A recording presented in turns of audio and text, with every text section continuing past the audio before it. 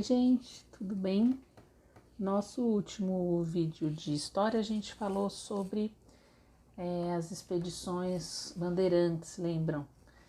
Que estavam explorando o interior do Brasil, porque até então só era conhecida a parte do litoral do Brasil. Bom, como eles exploraram essa região do interior? O termo sertão no século 18, que era entre 1701 até 1800, sertão era usado para nomear todos os locais distantes do litoral do Brasil.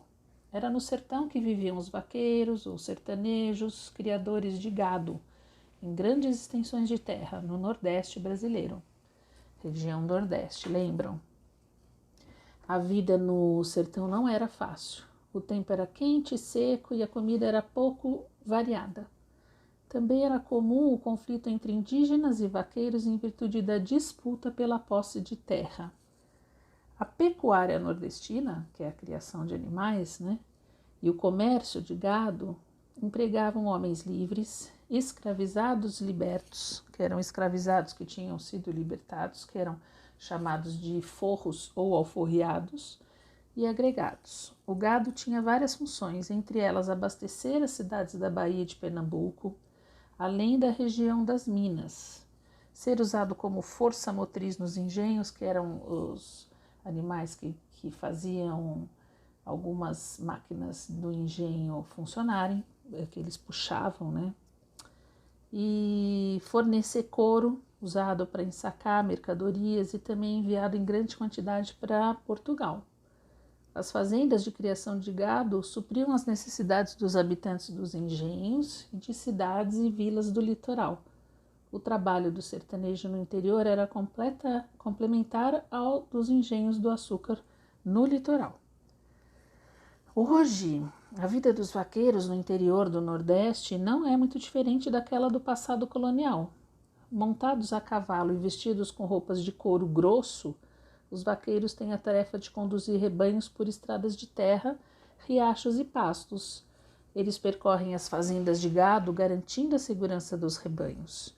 Entre as suas responsabilidades estão fiscalizar pastagens e cercas, levar o gado para beber água e conduzir os animais até o caminhão que vai transportá-los para serem vendidos. Essa pintura chamada Boio dos Vaqueiros, a boio, é um canto triste, assim, monótono, que os vaqueiros cantam para chamar os animais. A festa do vaqueiro é realizada todos os anos em diversos locais no Nordeste. Durante a festa, centenas de vaqueiros se reúnem com seus cavalos e suas roupas de couro típicas para celebrar e preservar os valores da cultura sertaneja. Uma das mais importantes acontece no sertão de Araripe, em Pernambuco.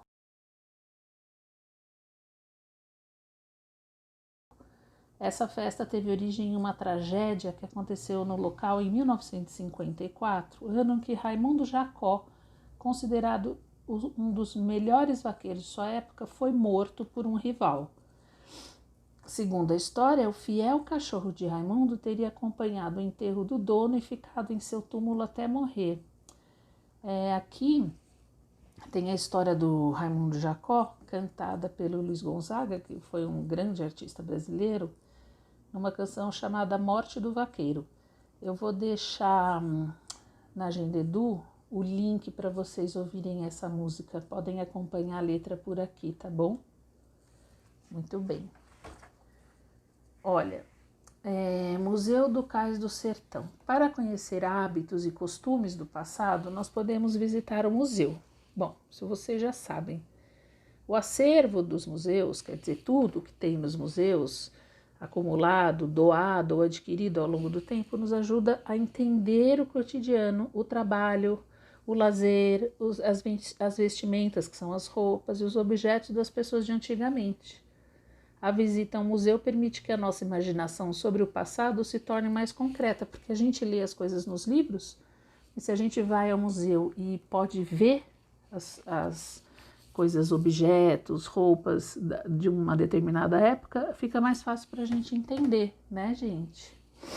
Olha, aqui a gente tem um chapéu de couro utilizado por vaqueiros no sertão de Pajeú, em Pernambuco, e aqui um vaqueiro do sertão de Pernambuco. Reparem na roupa típica do vaqueiro, que é feita de peças de couro grosso e curtido. No videozinho, aliás, da música, que vocês, se vocês forem ouvir o vídeo, forem ver o vídeo, vocês vão ver como é bem essa roupa de couro, bem grossa, tá bom? Para proteger o vaqueiro do sol e dos espinhos da caatinga.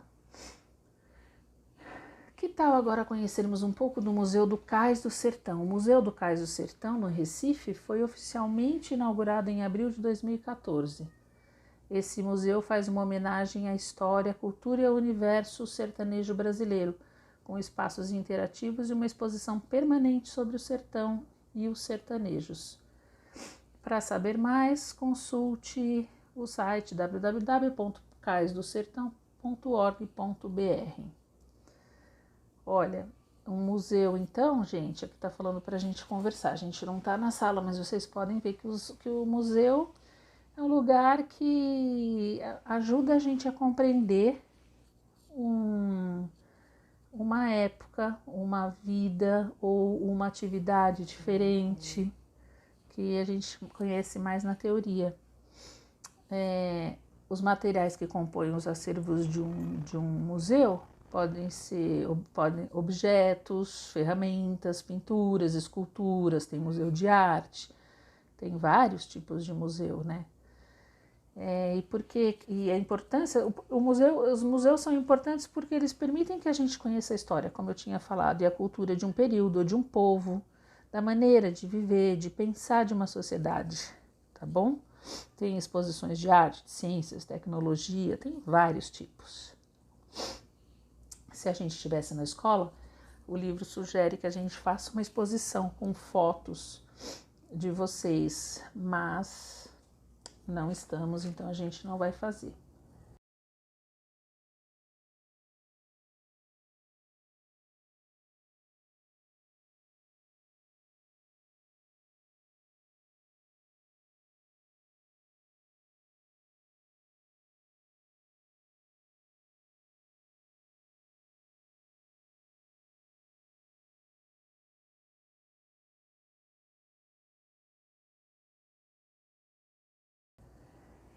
Nas páginas 76 e 77 do livro de história, vocês vão ver que, falando um pouco da arte no Brasil, que é muito importante, né?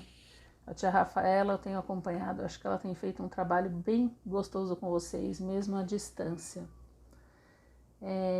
Vocês vão ver, eu não vou ler tudo dessas 2 páginas, porque senão a gente vai ficar um vídeo muito longo, mas vocês vão ver um pouco das influências dos indígenas, dos europeus, dos africanos na arte brasileira, tá bom? E aí vocês leiam para vocês verem cada coisa interessante que tem dos séculos 16 e 17, depois do século 18, 19 e o 20, que foi um século anterior ao nosso, que nós estamos no século 21. Da página 78, o exercício 1 já tinha pedido para fazer no primeiro vídeo, e o exercício 2 está escrito assim: a modorra é um grande desânimo, né? Um grande desânimo da vidinha do dia a dia era imediatamente quebrada por uma grande agitação. Todos queriam ver, apalpar, mexer, comprar as novas mercadorias que os tropeiros traziam e saber das novidades, saber se traziam cartas e notícias dos parentes e o que estava acontecendo nos outros campos da colônia, que era o Brasil, né? A tropa, naquele tempo, era uma espécie de grande loja ambulante e também o elo entre uma vila e outra, entre uma e outra região. Era ainda o correio. Sua chegada alvoroçava completamente o lugar, deixava todo mundo agitado. Então, que tipo de mercadoria as tropas transportavam? Armas, a gente já tinha falado disso no outro vídeo, né? Pessoas escravizadas, roupas, sapatos, instrumentos de trabalho, bebidas, animais, sal, carne. E como as mercadorias eram transportadas, elas eram transportadas no lombo das mulas, ou seja, nas costas das mulas. Os tropeiros eram quem comprava e vendia as mercadorias. Por isso que eles eram inspirados para trazer essas novidades, né? E é correto afirmar que a arte no Brasil surgiu após a chegada dos europeus? Claro que não, né, gente? Porque os indígenas, os antepassados dos indígenas, dominavam técnicas de trabalho com cerâmica, por exemplo. Então, não podemos... E também a pintura no corpo dos indígenas, né? E as danças, isso eram feitas muito antes da chegada dos portugueses aqui no Brasil. Então, não é correto afirmar que a arte no Brasil só começou depois da chegada dos europeus. Na página 63 tem autoavaliação para vocês e algumas sugestões de livro e vídeo. Inclusive, tem uma sugestão de uma música da Palavra Cantada para vocês ouvirem, tá bom? Sinto falta de ouvir música com vocês na classe, viu? Então é isso. Até o próximo vídeo. Um beijo para todo mundo.